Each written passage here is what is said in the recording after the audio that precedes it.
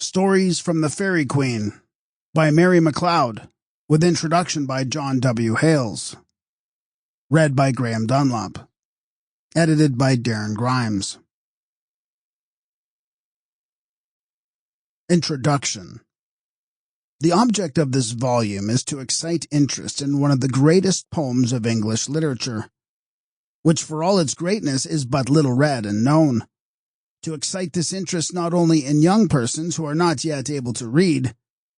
The Faerie Queene, with its archaisms of language, its distant ways and habits of life and thought, its exquisite melodies that only a cultivated ear can catch and appreciate, but also in adults, who not from the lack of ability, but because they shrink from a little effort, suffer the loss of such high and refined literary pleasure as the perusal of Spenser's masterpiece can certainly give.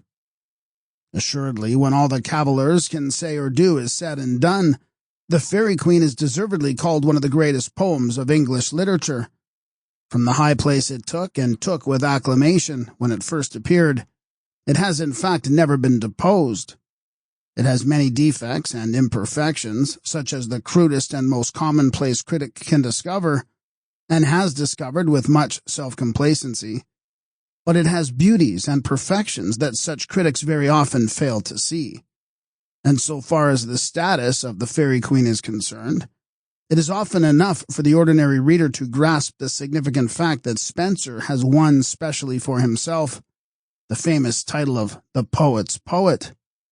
Ever since his star appeared above the horizon, wise men from all parts have come to worship it. And amongst these devotees, fellow poets have thronged with a wonderful enthusiasm.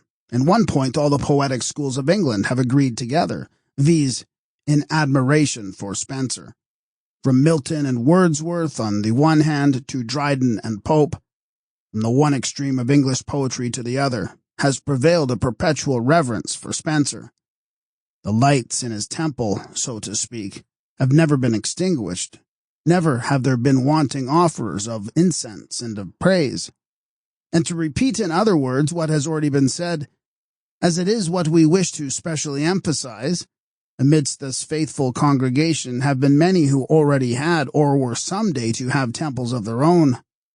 We recognize amongst its members not only the great poets already mentioned, but many others of the divine brotherhood, some at least of whom rank with the greatest, such as Keats, Shelley, Sidney, Gray, Byron, the Fletchers, Henry Moore, Raleigh, Thompson, not to name Beattie, Shenstone, Wharton, Barnefield, Peel, Campbell.